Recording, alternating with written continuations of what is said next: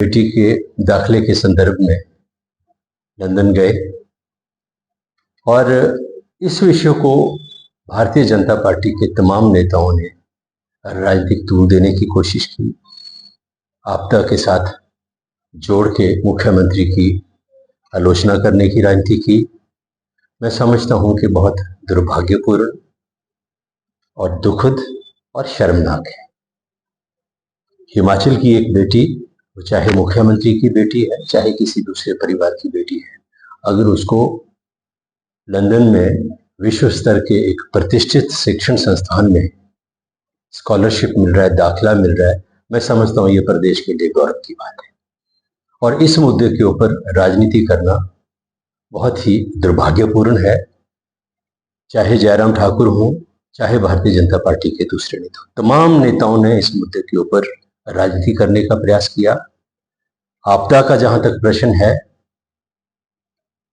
हिमाचल प्रदेश की सरकार ने पूरी संवेदनशीलता के साथ और मानवीय दृष्टिकोण के साथ प्रभावित लोगों को राहत पहुंचाने का काम किया है, प्रदेश को इस आपदा से बाहर निकालने का कार्य किया है। देश के प्रधानमंत्री बने हैं, वो तो उसी दिन से इस देश का दुर्भाग्य शुरू हो गया था। नरेंद्र मोदी के नेतृत्व में देश जितना पीछे गया है, वो अपने आप में आने वाले समय में देश के लोग जो है उसको जानेंगे, वो पीढ़ी उसको जानेगी।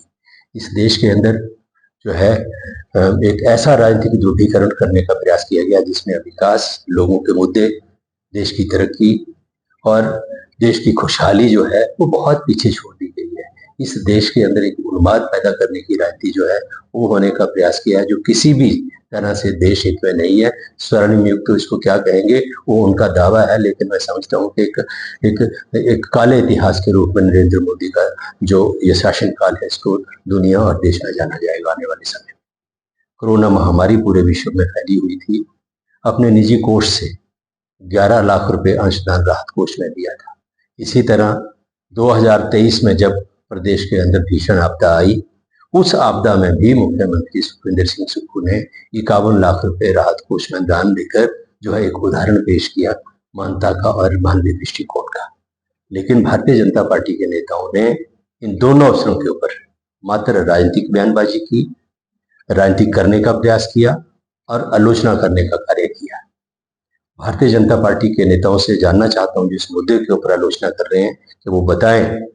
प्रधानमंत्री हिमाचल प्रदेश का दौरा करके गए, सर्वेक्षण करके गए, 1500 करोड़ रुपए की उन्होंने घोषणा की हिमाचल प्रदेश को देने की। वो 1500 करोड़ कहाँ है?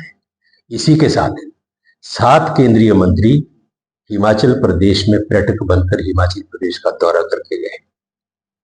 उनके 7 केंद्रीय मंत्रियों के प्रदेश के दौरे का क्या परिणाम निकला, इसका भी हिसाब किताब जो है वो जनता को देगा। Thank you.